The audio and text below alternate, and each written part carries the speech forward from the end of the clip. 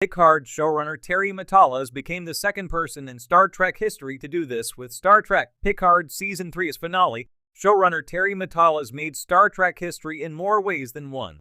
Picard Season 3 saw the original Star Trek The Next Generation crew reunite for one final adventure aboard the newly rebuilt USS Enterprise D. What began as a mission to rescue Dr. Beverly Crusher, Gates McFadden, quickly turned into a battle to save the galaxy from a Borg/Changeling takeover. Along the way, Admiral Jean-Luc Picard, Patrick Stewart, sought out his old crew members and friends, getting the band back together. Terry Matalas joined Star Trek Picard Season 2 as a co-showrunner and served as the only showrunner for Picard's third and final season. Matalas not only helped craft an incredibly compelling, nostalgia-filled season, but he also became the second person in Star Trek history to write and direct a Star Trek episode. The only other episode written and directed by the same person was Star Trek, the original series Season 3, Episode 13, Elan of Troyes, written and directed by John Meredith Lucas. Lucas worked on 11 total episodes of TOS as either a writer, producer, or director. How Star Trek Picard showrunner Terry Matalas made Star Trek history. Star Trek Picard Season 3 became a resounding success, receiving mostly positive reviews and performing better than any previous season of the show. As showrunner, Terry Matalas wrote or helped write several episodes of Picard Season 3, including the premiere, The Next Generation, the Jonathan Frakes directed No-Win Scenario, and the Star Trek Picard Season 3's finale, The Last Generation.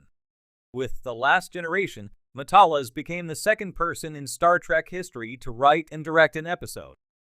As a lifelong Star Trek fan, Matalas had the knowledge to write a Star Trek story and the directing background to direct the episode as well. While many people had a hand in the success of Star Trek Picard Season 3, Terry Matalas' love for the Star Trek franchise and Star Trek The Next Generation in particular shines through. Many of the show's actors have praised Matalas, and he worked with all of the main TNG cast members to craft their characters' storylines. With the obvious work he put into Picard Season 3, it's not surprising that Matalas would want to both write and direct the finale.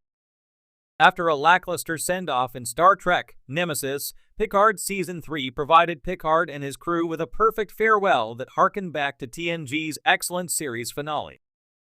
Why Star Trek writer-directors are so rare? While it might be more common for someone to serve as a writer and director for a small, independent production, writing and directing require two completely different skill sets. From film school onward, writers and directors follow different career paths and make different connections within the entertainment industry. The showrunner of a television show has more creative freedom and ultimately oversees many elements of production, but even they don't sit in the director's chair all that often. When taking the complicated Star Trek timeline into consideration, doing both the writing and the directing becomes even more difficult. While a director could step in with little knowledge of Star Trek and work with the script as written, a writer needs to have a working knowledge of the franchise to craft a good Star Trek episode.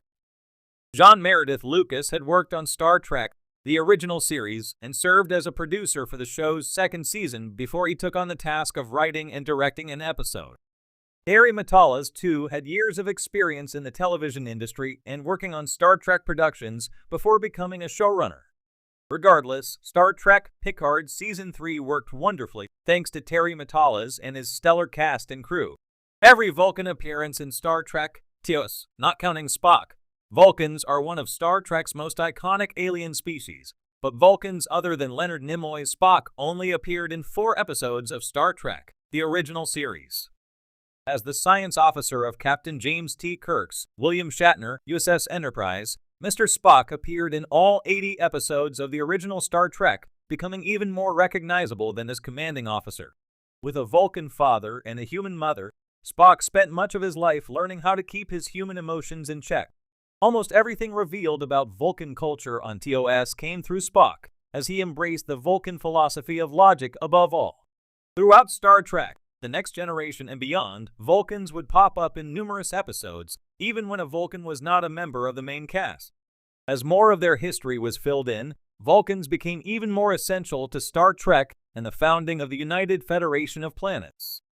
Spock was the only Vulcan to appear on Star Trek, the original series, until the first episode of the second season, Amok Time, Amok Time also offers the first look at the planet Vulcan, offers an expansion of the audience's understanding of the Vulcan culture, and introduces the Vulcan hand salute. Here are the other Vulcans besides Spock who appeared in Star Trek, the original series. The first episode to air in Star Trek, the original series Season 2, Amok Time, brings the Starship Enterprise to the planet Vulcan and establishes several elements of Vulcan culture. When Spock begins behaving strangely, he eventually reveals to a concerned Dr. Leonard McCoy, DeForest Kelley, that he is undergoing the Vulcan mating phase known as Pon farr. Spock will die if he does not mate soon, so Captain Kirk diverts the USS Enterprise to Spock's home planet of Vulcan. Once the Enterprise reaches Vulcan, Spock reveals that he has a Vulcan fiancée named T'Pring, Arlene Martel. In Spock's absence, however, T'Pring has chosen another partner in the full-blooded Vulcan, Stonn, Lawrence Montaigne. T'Pring then demands the Caliphate, a ritual of physical combat between Spock and an opponent of T'Pring's choosing. T'Pring chooses Kirk, and what follows is one of Star Trek's most memorable fight scenes, as Spock appears to kill Kirk. In Star Trek, the original series is Amok Time. A Vulcan minister named Pao Selialovsky arrives to officiate Spock's wedding and then oversees the Caliphate when T'Pring declares it. Kirk recognizes T'Pau as one of the most well-known Vulcans in the Federation and the only person to have ever turned down a seat on the Federation Council. Several other Vulcans appear with T'Pau, presumably as guards and witnesses to Spock's ceremony. When T'Pring chooses Kirk to fight Spock, T'Pau shuts down Stonn's objections and allows Kirk to decide whether or not to accept. As Kirk is unaccustomed to the thinner atmosphere of Vulcan, T'Pau allows Dr. McCoy to inject Kirk with a compound to help. Unbeknownst to T'Pau or anyone else present, McCoy gives Kirk a neuroparalyzer that only makes him appear to be dead. In one of Star Trek, the original series' most famous episodes, Captain Kirk, Dr. McCoy, Chief Engineer Montgomery Scott, James Doohan, and Lt. Uhura, Nichelle Nichols, find themselves in the brutal alternate reality known as the Mirror Universe.